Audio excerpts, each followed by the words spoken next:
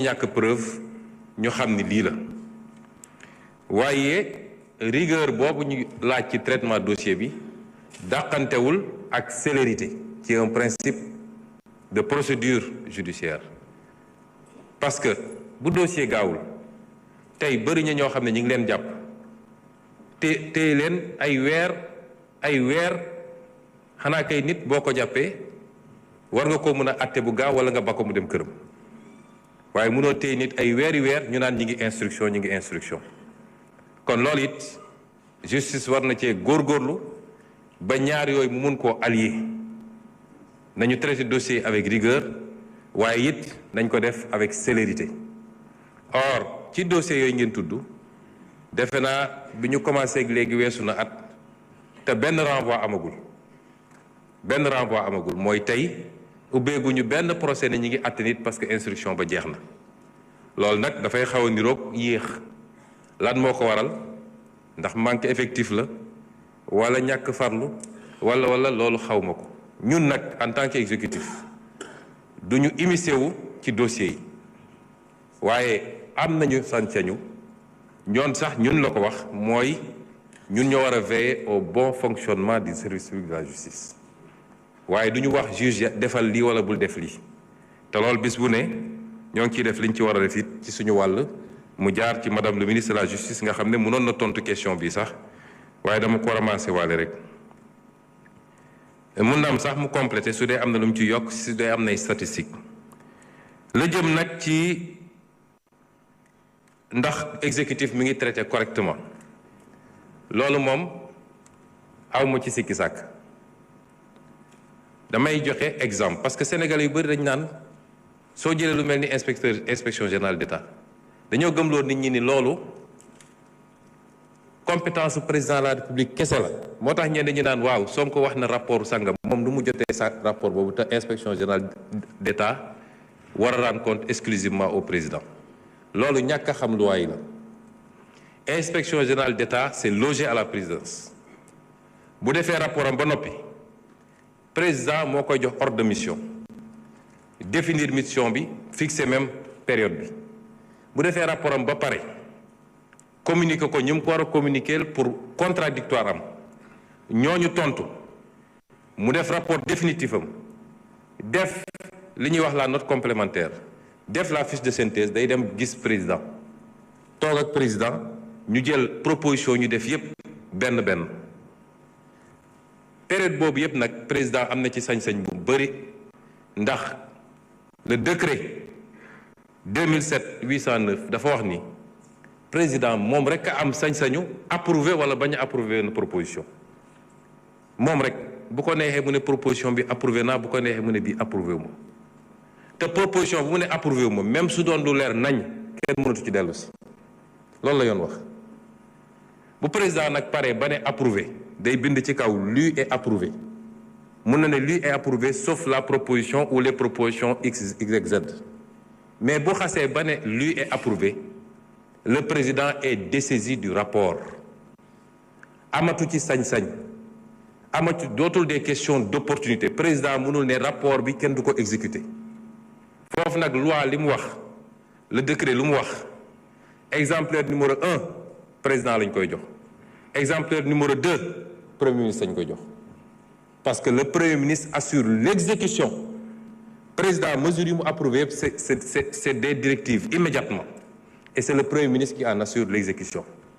loolu tax mu am un bureau de suivi bu nekk primature ñu affecté fa un IGE moom mooy assurer le suivi de l'exécution l'article 16 du décret dit que l'article 15 du moins que c'est le premier ministre qui saisit les ministres chaque ministre mesure bu ko concerné directive bi moom moo koy saisir c'est le premier ministre qui saisit la Cour des comptes pour les mesures yi ne dañu ne ñu yóbbu chambre de discipline budgétaire loolu compétence du premier ministre la président mënu ko ne doo ko def keneen sañu ko c'est ça la réglementation et bi ñu ñëwee ba léegi amul rapport bu taxaw primature man rapport bu ñëw bu dee luy dem justice ma saisir ministre de la justice bu dee luy dem ci ministère yi ma jox leen bu dee luy dem Cour des comptes ma jox ko sama propre rakk moo bakkal ndey ak baay bu ko rapport épinglé ma transféré aw ma ci sikki sàkk rapport yu bëri ñëw na bi ñu toogee léegi les certificats nominatifs d'obligation nga xam ne bokk na ci rapport Cour des comptes ñëw na la CDC ñëw na le FERA ñëw na le fonds de développement routier dañ ko FDTT ñëw na mais yépp transmettre nañ bu nee nag dañ ne rapport bu 16 rapport boobu régime bi ñu fi wuutu moo ko defoon du ñun président bi ñu fi wuutu moo bind lu est approuvé sauf la recommandation numéro 2 mooy li inspection générale d'État ne statut honoraria bi am foofu président d'honneur bi fa nekk ànd ak ay avantages nañ ko supprimer boobu rek le président ne approuvé wu ma ko yeneen yi ci des yépp président da ko approuvé premier ministre bi fi newoon ci jamono jooju te waroon nekk fii honorable Amadou Ba commencé wu na exécuter rapport bi ba bind Moustapha Ba ministre des finances bind Abdoulaye Daouda Diallo président 16 un truc transmettre présidente sortante bi le rapport bind pour ñu saisir la justice yooyu yëpp mi ngi ko bind le 3 juillet 2023 kon rapport boobu du lu ñuy laam-laamee ndax dina dem wala du dem man nag continuité de l'état laa xam moo tax bi ma ñëwee la ma ca war a def naa ko li war a dem ci justice joxe naa ko li war a dem feneen joxe naa ko parce que noonu la war a demee comme yeneen rapport yépp kon amul lu ñuy téye ci rapport ku def ku coupable man xaw ma ko bu demee fi mu war a dem ñoom dinañ ko wax ma am yéene nag ñi mu concerné yépp yal na leen ci yàlla génne ba duñu coupable dara waaye su ma jotee rapport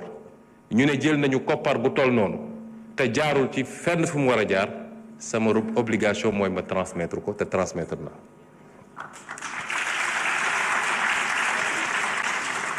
li jëm ci renégociation yi nag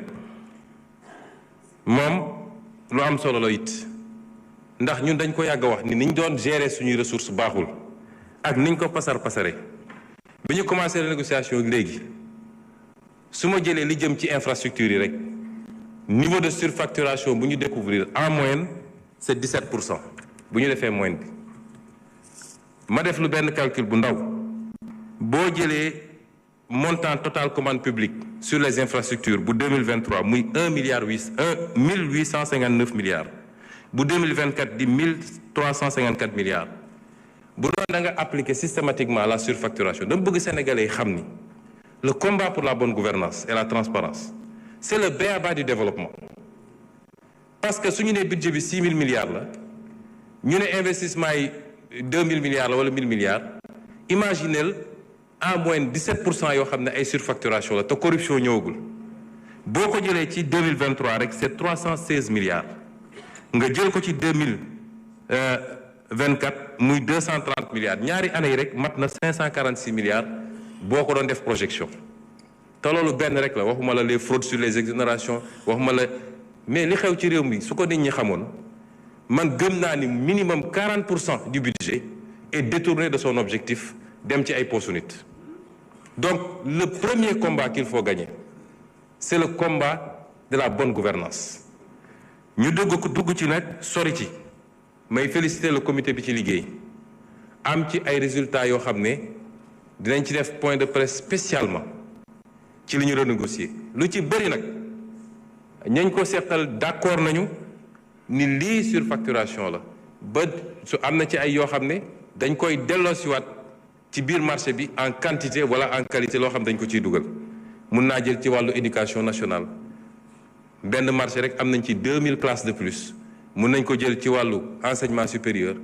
léegi le ministre de l'infrastructure mi ngi may jox un certain nombre de choses yooyu dafa bëri nga jël le domaine des ressources naturelles loolu ñoo ko yàgg a wax te ñu ngi koy def commencé nañu ci cimenterie yi lañ ci gis doy na waar te waxtaan nañu ak ñoom ba kenn ku nekk bi ñu la exposé li ñu gis ba pare base renégociation yi mooy dina am loo xam ne tey ci li ñu jàpp ni manque à gagner la foog nga dugal ko ci budget état dina am loo xam ne da ngay nangu ñu aligner la tout de suite ci droit commun bi nga xam ne dootoo am exonération loolu rek c'est 300 milliards de gagné par année loolu rek nga jël lu jëm ci wàllu phosphate bi noonu la demee ci mbirum ICS nga xam ne lañ fa gis jéggi na dayoo recevoir nañ leen fan yi ba tegal leen ne leen lii ak lii la ñu gis te faaw rek ñu doxalee ko nii noonu la amee ci yeneen secteurs yépp yi ñuy renégocier le domaine de la santé les marchés des hôpitaux le domaine de nu mu tudd des infrastructures universitaires wax naa ko léegi liggéey boobu ñu ngi koy wéyal te yàlla may nañu ci pour le moment ñu am ci loo xam ne kawe na suñ jot wax nga léegi ba tudd nag rapport Petro-Tim loolu combat bu yàgg la su ngeen fàttali ko bindoon naa ci ab téere wax ji bëri woon na biñ ñëwee président ci boppam moom a njëkk a wax ni il faut ñu bind pour ñu ubbiwaat parce que dafa am ñaari procédure yu ci amoon ba ca njëkk gendarmerie la amoon ñu saisir ko ne rapport IGE bi fuité woon te ñu mujj koo réeral nañu def enquête ñaareel bi mooy bi reportage BBC amee coow li bëri ñu ne dossier bi mu am ñu déposé plainte contre X juge d'instruction jël dossier bi confié ko DIC boobu bu ngeen fàttali ko dafa aboutiroon à un non-lieu sous réserve de découverte d'éléments nouveaux bi ñu ñëwee nag ñu am yeneen information président ne dañu bind pour ñu reprendre dossier bi mu saisir ministre de la justice mu saisir procureur général mu saisir procureur ba ñu lancer dossier boobu ci diggante bi nag yàlla mi dara tëwul may nañu dox ba rapport bi réeroon te loolu lu garaaw la ndax rapport entier ñu seyal ko rocci ko ci tout le circuit de l'IGE rapport boobu yàlla tegaat na ko suñu loxo te rapport boobu li mu wax ak li mu feeñal dafa garaaw moo tax base de travail la amaana dinañu saisir assemblée nationale mu ubbi ci commission d'enquête parlementaire amaana mun nañ ko delloo juge d'instruction procureur mu saisir juge d'instruction pour ñu réouvrir le dossier amaana waaye ak lu ci munti am base bu am solo la pour ñu mën a toog waxtaan parce que ki fi nekkoon président ba muy signé décret bi ci seen régime yéen monsieur Thioye la ñu defoon contrat bi ñu toogee ñu saisir IGE ki fi newoon saisir ko ne ko y a corruption sur la base de la dénonciation de Tullow Oil IGE commencé liggéey bi ci diggante bi xam ngeen li ci xew yépp ba mu wëlbati ko gaaw signé décret bi sur une base illégale te décret boobu ci rapport Cour des comptes dañu ne nañu rapporter direct décret bi. Vous avez encore 3 minutes. C'est bon. Merci.